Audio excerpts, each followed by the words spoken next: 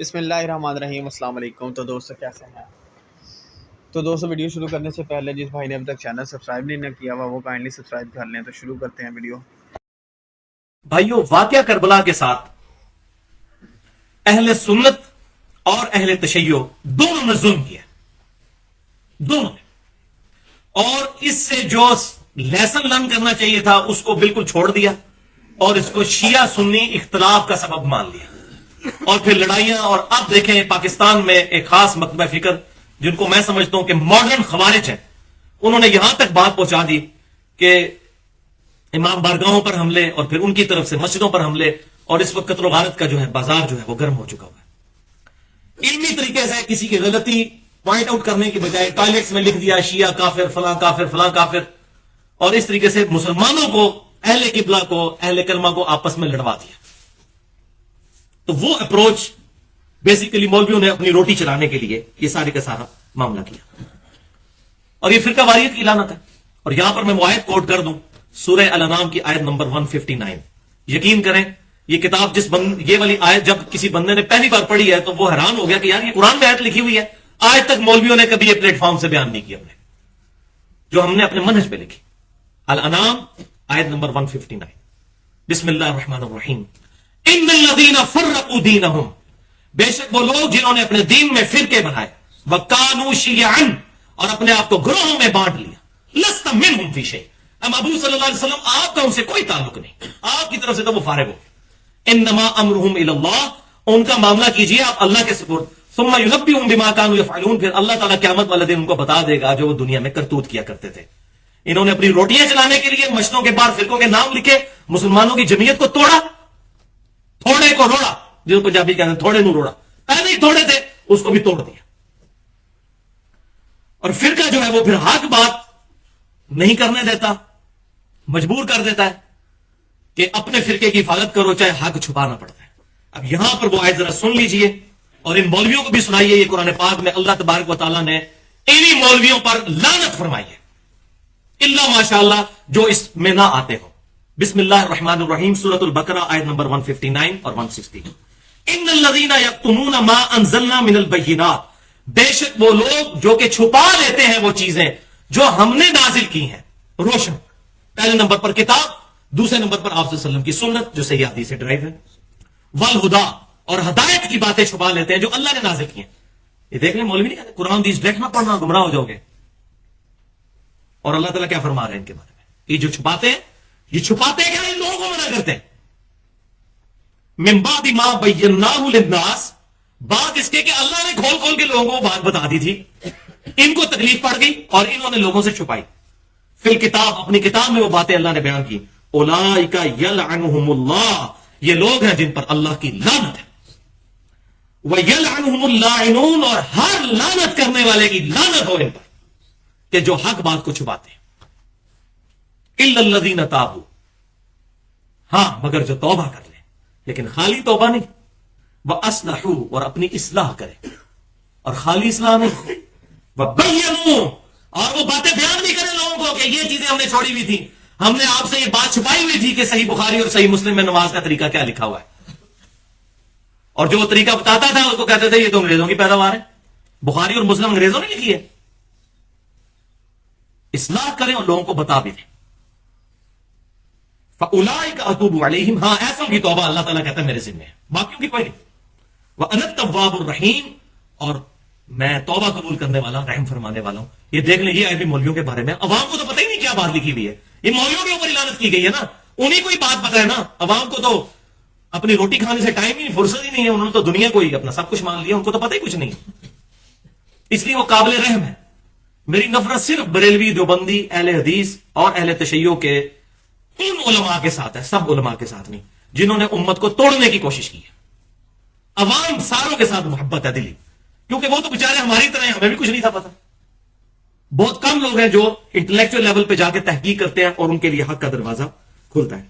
اور یہاں پر میں یہ بات بھی کر دوں کہ بعض لوگوں نے اس طرح کی جب باتیں، میرا حسینیت اور یزیدیت والا لیکچر جب آیا تقریباً 2.5 گھنٹے کا، مسئلہ نمبر 61، تو بعض لوگوں نے کہا کہ نہیں جی نہیں، یہ ایسی باتیں جن سے عوام میں فساد پیدا ہوتا ہو یہ بیان نہیں کرنی چاہیے، اس کا مطلب ہے کہ آپ اللہ اور اس کے رسول کو یہ سمجھانے کی کوشش کر رہے ہیں کہ آپ نے قرآن میں اور حدیث میں یہ باتیں کیوں کی ہیں. اس سے تو فساد پیدا ہوتا ہے. اور فساد نہیں، ان کے پیٹ پہ لات پڑتی ہے مولویوں کے. یہ باتیں غدیر قوم کی ہوئی ہوتی تو آج اہل سنت کا مقدمہ اہل تشیع کی عدالت میں ہم ون کر چکے ہوتے ہیں. لیکن ہم نے کہا پردہ پاؤ، پردہ پاؤ. آج اہل تشیع رافضی نہ بنتے. یہ ہم نے غلط طریقے سے معاملے کو ہینڈل کیا ہے اور ان کے جائز جو مطالبات تھے ان کو بھی جو ہے اس سے پردہ ڈالا.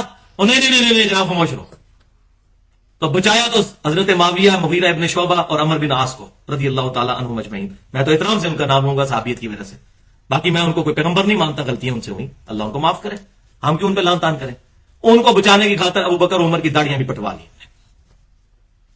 اگر ہم پہلے ہی کہتے جیسا کہ محدثین نے لکھ دیا، میں نے ساری باتیں کھول کے بیان کرتی ہیں، آج بھی میں اشارتاً انشاءاللہ کر دوں گا. تو بھائیو اگر اس طریقے سے بات چھپائی جائے تو ہر فرقہ کہے گا اے گالاں دسو، یہ بات نہ بتائیں لوگوں کو. بریلوی کہیں گے جی یہ آیت جو قرآن میں قل انما انا بشر مثلکم، اے نبی فرما دیجئے میں بھی انسان ہونے میں تمہاری طرح ہوں، مرتبے میں نہیں. معاذ اللہ استغفر اللہ. انسان ہونے میں، مرتبے میں کس انسان کو ان سے نسبت ہو سکتی ہے؟ تو کہتے ہیں یہ آیت نہ بیان کریں، اس سے جو ہے وہ تحقیر کا پہلو نکلتا ہے. معاذ اللہ. آر یو ٹیچنگ اللہ تبارک و تعالیٰ؟ آپ اللہ کو سمجھانا چاہ رہے ہیں کہ یہ آیت نکال اپنی کتاب سے. اسی طریقے سے جی بخاری مسلم میں سے نماز کا طریقہ نہ بتاؤ. لوگ تو پھر رکوع میں جاتے وقت، رکوع سے اٹھتے وقت رفع الیدین شروع کرتے ہیں، تو فتنہ کھڑا ہوتا ہے.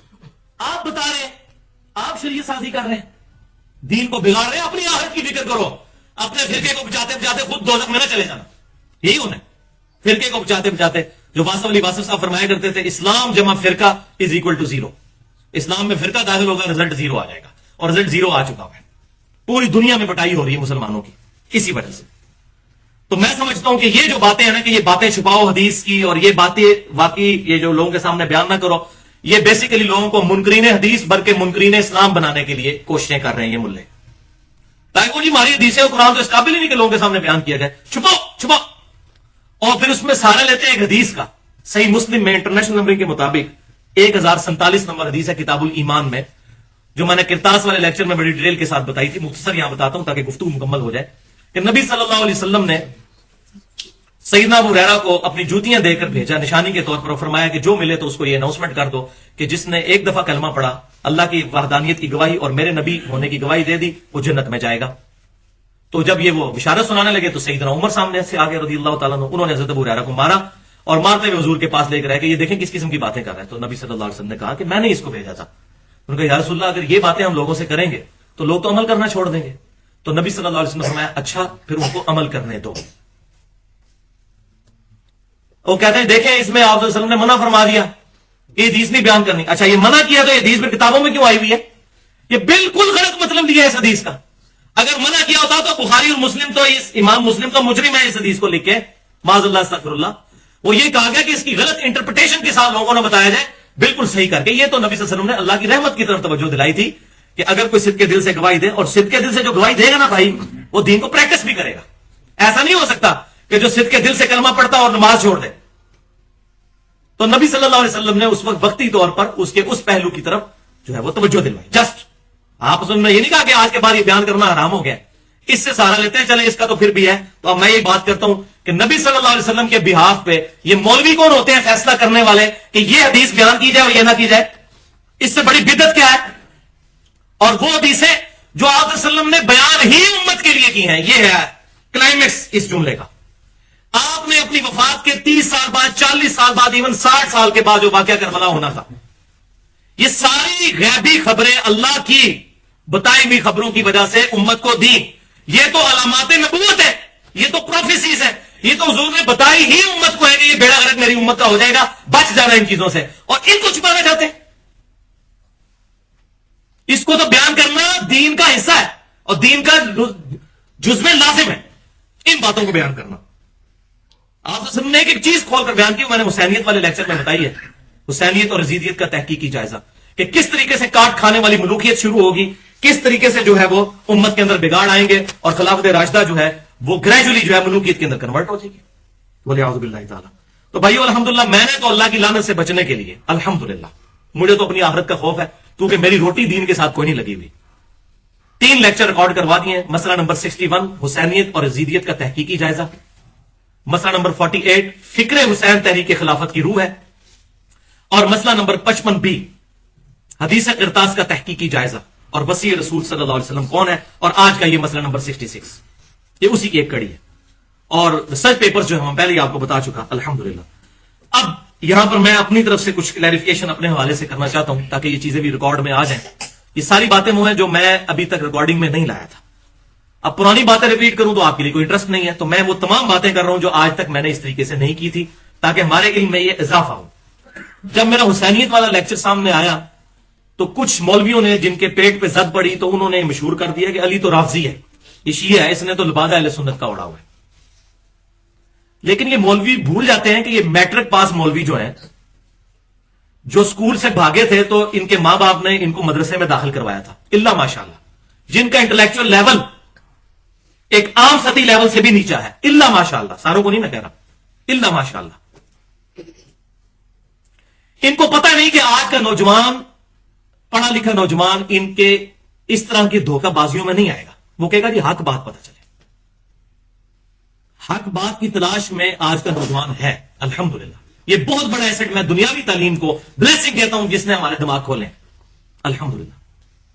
तो लोग तो हक बात सुनते हैं, और जो अल्हम्दुलिल्लाह मेरे लेक्चर सुनते हैं उनको बिल्कुल वाज़ेह पता है कि अगर मैं राफजियों का एजेंट हूं तो मैं डंके की चोट पे कह रहा हूं कि या अली मदद कहना शिर्क है। अगर मैं राफजियों का एजेंट हूं तो मैं सैयदना अबू बकर उमर रदियल्लाहु ताला अन्हुमा को सैयदना अली से अफजल कहता हूं। ये तकिया किया हुआ इसने। ये कौन सा तकिया भाई? कौन है जो तकिया करके ये बातें करता है? अगर मैं राफजियों का एजेंट होता तो हदीस किरतास के मामले में सैयदना उमर के दिफा पर 2.25 घंटे का लेक्चर रिकॉर्ड करवाता। चैलेंज है मेरा, कोई मौलवी निकालें 1400 साल के अंदर किसने हदीस किरतास का जवाब दिया हो पॉजिटिव अंदाज में, कोई तारीख दिखा दें। सारे जान छुड़ाते रहे, खामोशी इख्तियार करो। मैंने अल्हम्दुलिल्लाह उसकी अप्रोप्रिएट जितना सैयदना उमर की गलती थी मैंने उसको पॉइंट आउट किया, और जितना उनका दिफा बनता था किया अल्हम्दुलिल्लाह। हम कोई मासूम तो नहीं किसी को मानते, और ना किसी की गलती की वजह से वो जीरो से ज़रब खा जाता है। हजरत आदम अलैहिस्सलाम की गलती से वो नबूवत से फारिग नहीं हो गए, वो नबी है। इसी तरीके से किसी की एक गलती को पकड़ के जीरो से ज़रब देंगे तो भाई रिजल्ट जीरो ही निकलेगा ना। फिर तो एक या दो गलती पकड़ के जीरो से ज़रब नहीं, ओवरऑल उसका कैरेक्टर देखना चाहिए कि उसकी क्या खिदमत है इस्लाम के लिए, फिर रिजल्ट निकालना चाहिए। इसी तरीके से अगर मैं राफजी होता तो सैयदना अमीर माविया या सैयदना अमर बिन आस या सैयदना मुगीरा बिन शुबा रदियल्लाहु अन्हु अजमईन उनका नाम एहतराम से लेता। लाए ना कोई दुनिया का राफजी जो इनके नाम एहतराम के साथ लेता हो और उसने तकिया किया हो, इतना बड़ा झूठ। लेकिन मौलवियों की रोटी पे था। और फिर इससे बड़ा क्लाइमेक्स के मैंने तो गुस्ताखाना फिल्म पे जो 1.5 घंटे का लेक्चर मसला नंबर 49 रिकॉर्ड करवाया, उसमें कैटेगोरिकल मेंशन किया कि मातम करना और अपने जिस्म पे छुरियां चलाना ये इस्लाम की बदनामी है पूरी दुनिया में। ये होता जिस पे सारी दुनिया के राफजियों का इजमा है, मातम को मैं गलत कह रहा होता। लेकिन जो बंदा बेईमानी पर उतरा हुआ है ना, उसका इस पे मैं सिर्फ एक जुमला बोलूंगा, व अंतुम तालमून, जो अल्लाह ने उलमा यहूद को कहा था। और यहूदियों तुम जानते तो हो कि ये वही नबी है कि जिनका जिक्र तौरात में मौजूद है। और इन मुल्लों को भी मैं कहता हूं कि वहां तुम तालमून, तुम जानते तो हो कि ये बुखारी और मुस्लिम से ही वाले दे रहा है, और उनको कहते हैं रहमतुल्लाह अलैह और मुझे लानतुल्लाह अलैह। तो पहले तो मेरी मां को मारो ना, बुखारी और मुस्लिम को, जिससे मैंने हवाले लेके बयान किए। लेकिन मौलवी उतरा हुआ 2 नंबरी पर, तो इसको मैंने अब एक कोड वर्ड इनके लिए रख दिया कि ये मसला नंबर 51 है। मसला 51 1.5 घंटे की मेरी गुफ्तगू है, रिज़्क़े हराम, फितने माल और दुनिया परस्ती का अंजाम और उसका इलाज, जिसने अल्हम्दुलिल्लाह 14 तबक मुझे अपने पूरी जिंदगी के सैकड़ों लेक्चर्स में से जो सबसे ज्यादा पसंद लेक्चर है वो है अपना लेक्चर मसला नंबर 51 1.5 घंटे का, जिसमें मैंने ये पोल खोले कि रिज़्क़े हराम के बारे में जितनी आयतें कुरान में आई, आई मौलवियों के बारे में। और चैलेंज है कोई निकाले गारे मौलवी के लिए कि ये लोग पैसे लेकर फतवाबाजी करते हैं, और अल्लाह ताला हमारे इन्होंने सोने और चांदी के जो ये ढेर लगाए हुए हैं, इनके दागे जाएंगे, इनकी पेशानियों को, इनकी पीठों को, इसी माल के साथ जो इन्होंने गलत फतवाबाजी देखी, ये सारी मौलवियों के बारे में उस मैंने डिटेल से बताया। तो भाई इस पे मैं यही कहूंगा कि मसला नंबर 51 मौलवियों के साथ लगा हुआ है, जिसकी वजह से ये सारे का सारा मामला इनका खराब है। दोस्तों वीडियो को लाइक करना मत भूलिएगा। मिलते हैं कल एक नई वीडियो के साथ, तब तक अल्लाह हाफ़िज़।